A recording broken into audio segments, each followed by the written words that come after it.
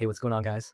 John Carpenter's Toxic Commando just got a massive content update, so let's start with a new mission, because that is really the center of the whole update. Urban Blight drops you into the ruins of Rockbridge, where Leon sends the commandos to investigate a sludge leak coming out of a contaminated zone. And this is not just some open field with a few extra enemies sprinkled in. The whole setup is urban combat through sewers, abandoned apartments, and these tight city spaces that sound way more hectic than the earlier stuff.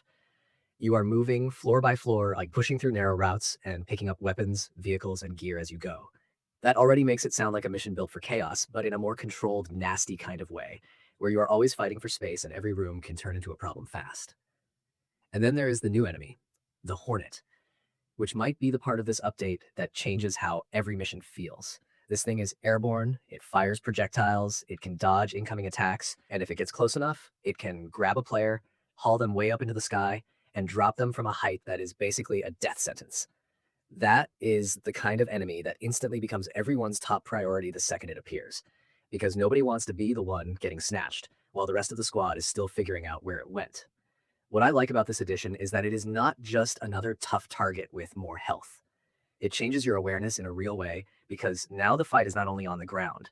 You have to keep looking up, keep moving, and keep your team in position so someone can shut it down before it gets the chance to turn one player into a falling problem. It also shows up in all missions, so this is not just a one-map gimmick. The weapons side of the update is pretty loaded too. On the primary side, you get the Salvo MGL, which is a burst fire grenade launcher with delayed fuse shots, the Heartstopper Carabine LAC, which is a modern lever-action rifle, and the Precision Bar Gen 1, which is a bolt-action sniper rifle.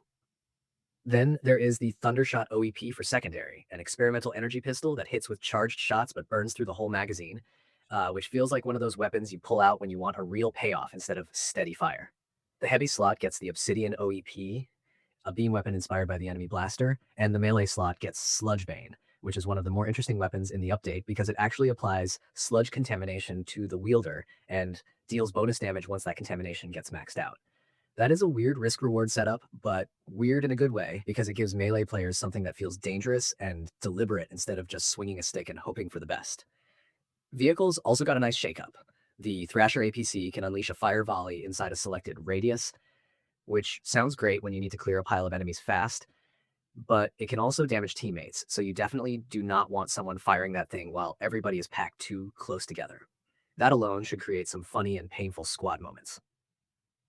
Then there is the Forklift, which is tied to Urban Blight cargo delivery objectives and needs to be protected while it moves.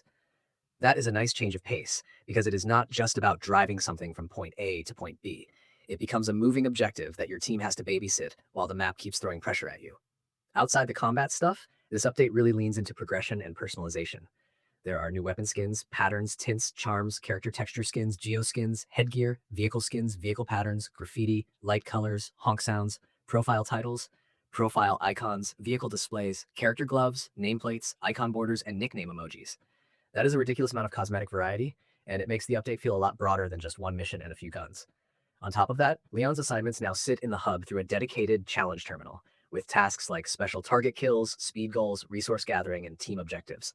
Those challenges feed into a shared progress bar and unlock rewards like rare emotes, weapon skins, and trinkets. So there is finally a clearer reason to keep returning to the game between mission runs. There are also some quality of life changes that players will probably appreciate right away. Cross save transfer is now in, which means cross-platform cloud progression can carry over character level, customization, and achievements through cross-linking. There is a mark all as seen button for customization notifications, bots can now rescue players trapped in cocoons, and there's a dedicated battle chatter toggle in settings.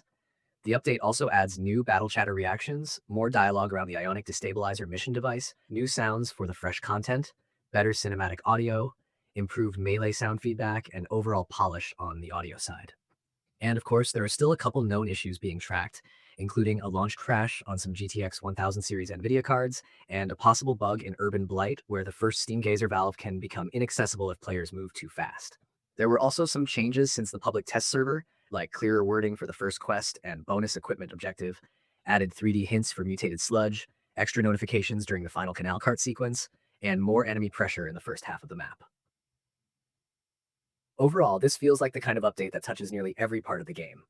You have a brand new mission to play through, a dangerous new enemy that changes how squads approach fights, A fresh collection of weapons covering every combat role, new vehicles with their own mechanics, deeper customization options, more progression systems, and several quality of life improvements that should make the overall experience smoother.